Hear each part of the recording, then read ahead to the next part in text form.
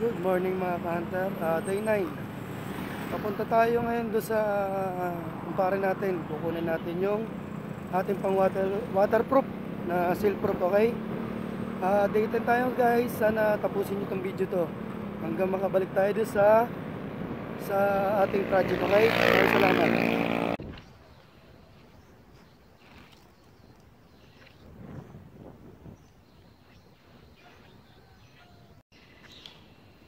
So ayun mga ka-hunter, nakuha na natin itong ating seal-proof at nandito na tayo sa ating project. Okay, day 10. Bumili na rin tayo ng brushing number 3 para maipahid na natin doon.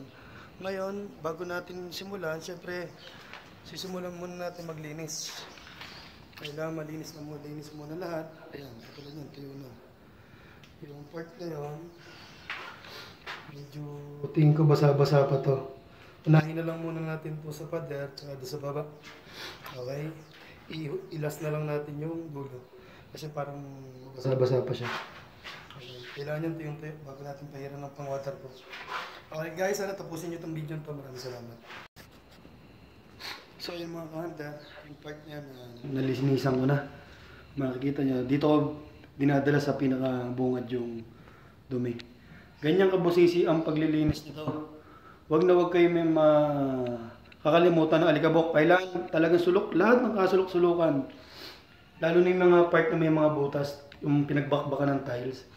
Diyan namamahay kasi alikabok. So kailangan gumamit kayo talaga kayo dyan ng brush ang gamitin nyo. Ayan. Ito ang gagamitin nyo. Brush. Para makuha nyo yung mga nasa loob. Yan ang importante. Kailangan ay wala kayo nabaktawan. Kailangan lahat yan walang alikabok. Kaya makikita nyo, maproseso talaga ang pag-waterproofing. Hindi basta-basta. Dahil kung ganito lang din ang papahiran nyo, alikabok, doon kayo magkakaproblema. Tsaka pa nga pala guys, kung makita nyo, tinanggal ko na yung kanyang guide. Ayan, yung gilid, pinatungan ko siya ng semento kasi yung may ibang part na hindi napasukan ng semento. Ayan, inayos ko na. So makikita nyo mataas yung part na yan, pa-slide, magiging pa-slide ng tubig dyan papunta dito sa dulo. Kaya wala nang kawalayan. Yung tubig hindi na mag-i-stay dyan, dire-diretso lang yung tubig hanggang doon sa dulo. Okay, tapusin muna natin panlilinis. Siguro mga 2 balik ako rito para sure natin na malinis yung pag-waterproofan natin. Okay, kailangan mga 2 balik simula dito hanggang doon sa dulo na yan. Okay? So yun nga mga hunter. Tapos na natin itong malinisan. Ayan. Naka 2 ulit na ako dito. Sinigurado natin malinis na. Wala na siyang alikabok. So ngayon magpapahin na tayo ng ating pang waterproof. Sisimulan natin dito sa kanyang pader, pababa. And then next medyo babakantihin natin yung part na yun kasi basa pa yung semento. Hanggang papunta rito, pabalik. Okay? Ayan guys, magtitimpla na tayo ng ating seal-proof. Ang ratio nito is 1:1/3 nung semento. Tapos hahaluan nyo lang siya ng konting tubig.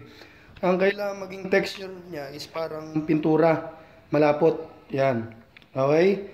Ito guys, malaking seal-proof to. Ang binili lang natin yung maliliit. Tatlo na laman nito sa loob. Pinagsama lang natin sa isang lalagyan para madali natin isakay sa motor. Yan. May malaki kasing nabibili nito at meron ding maliit. Okay guys, samahan nyo na ako, mag-waterproof na tayo. So yun nga mga hunter, napagsama-sama na natin dito yung seal-proof, semento, at yung kaprasong tubig. So gagamit tayo ng barena at saka 9mm na bakal para mamix to, okay?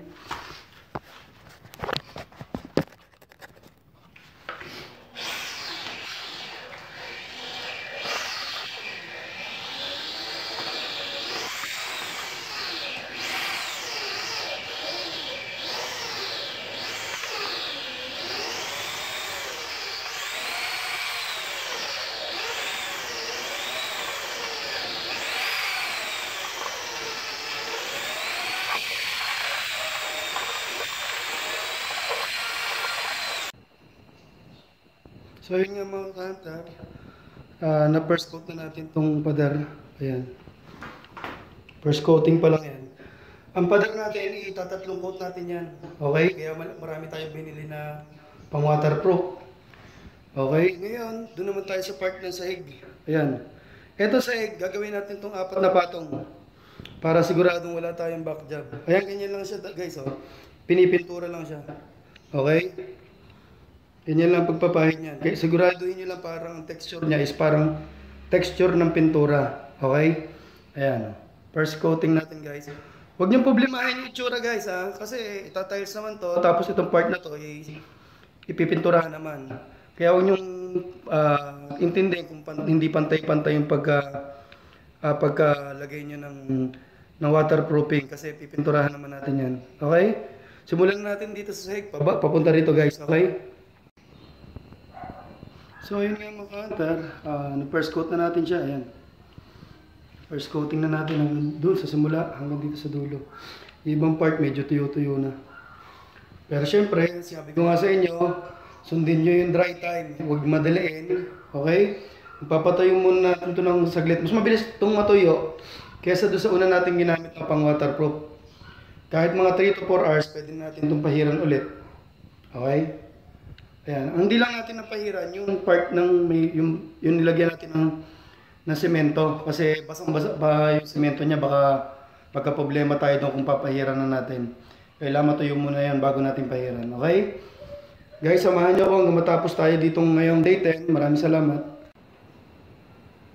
So yun nga mga ka-hunter, halos nakalipas na yung 3 oras. Halos lang. Pero makikita nyo, may pagkabasa pa siya. So baka sumablay tayo rito at alas 7 na ng gabi. Nantay ko kasi itong matuyo. Medyo natagalan kasi tayo sa pagkuha ng ating pang waterproof. Kinulang tayo sa oras. So mas naisipan ko na lang na bukas na to i-second at third coat hanggang fourth coat. Ito naman pader, hindi pa ako kasi pwede makapunta dun eh. Baka magbitak yung waterproofing natin. So mas nag-decide na lang ako na bukas na to ituloy para maisabay na rin natin yung part na yon. Kasi sigurado ako bukas tuyo na yon. Parang 2 araw na yung lumipas. Okay guys?